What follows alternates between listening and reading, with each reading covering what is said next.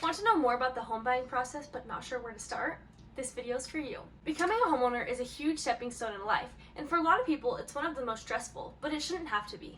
With today's video, I want to go over some key terms that I think everyone should know before buying their first home. The first term that I want to go over is a mortgage. So what exactly is a mortgage? A mortgage loan allows you to buy a house now and then slowly pay it off throughout time instead of paying it up front. For example, let's use this really cute house that's listed in Meridian for $375,000. Now say that you've gotten pre-approved and you really want to buy this home, but you're thinking to yourself, I don't have $375,000 to buy this home. Well, that's why we have mortgages. Now you may be asking yourself, who's going to lend me that $375,000? Well, that's where the second term comes in, lenders. To put it simply, a lender is a person or a party who is giving you the loan or the money in order to buy the house. In many cases, it's a bank or a credit union. A common question that I get a lot in real estate is what's the difference between a real estate agent and a lender?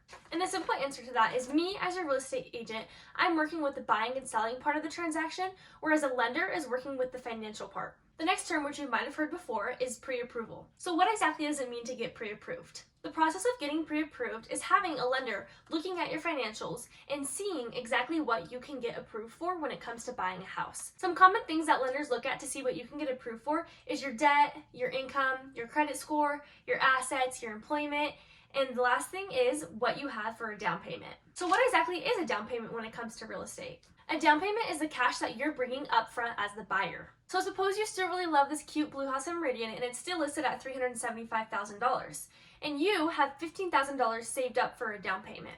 So in order to determine what mortgage or loan you're going to take out, you're going to take that $375,000, subtract it from your upfront down payment of $15,000, and then you'll get $360,000, which is exactly what loan you'll be taking out. Now, I don't know when I said that if you thought, well, $15,000 of $375,000, that's really not that much. In fact, it's only 4%.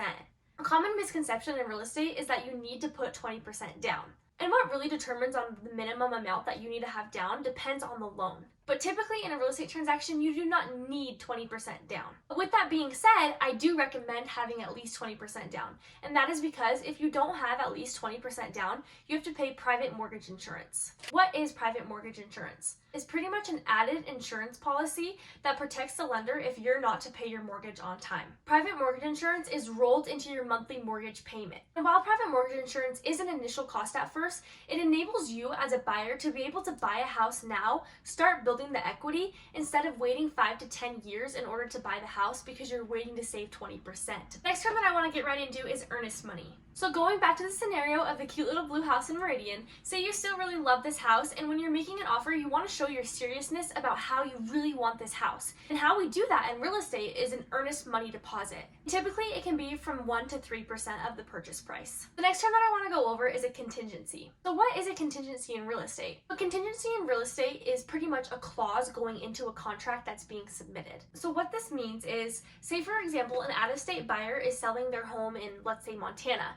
And before they can buy a home here, they want their home to be sold in Montana first. But they found this really cute house that they really want, so they put an offer on it, but they made it contingent on their house selling first, meaning that their offer cannot go through and be legally binding until their house sells first. The next thing I want to go over is closing costs. A lot of people think once they have the down payment and the earnest money, that's all the money they have to pay. But that's really not the truth. You also have closing costs to think about. Closing costs are fees that you pay when you finalize a real estate transaction. Common closing costs for the buyer is a loan origination fee, meaning that lender that you went to that got that loan for you, there's an origination fee for that you have to pay at closing. Another example of something that you may have to pay as a buyer at a closing is private mortgage insurance premium. It's pretty much just an upfront cost that you have to pay since you're getting private mortgage insurance with your loan. And the last thing that I want to go over is concessions. Seller concessions in real estate are things that the seller are willingly paying at closing for the buyer. The reason they do this is to make it more affordable for the buyer to buy their house. If we're in a really big buyer's market, lots of times we'll see sellers doing this. Alright guys, thank you so much for watching this video. If you liked it, go watch my previous video from last week. I talk a little bit about market analysis and I also give my speculation to what I think this upcoming year in real estate is going to look like.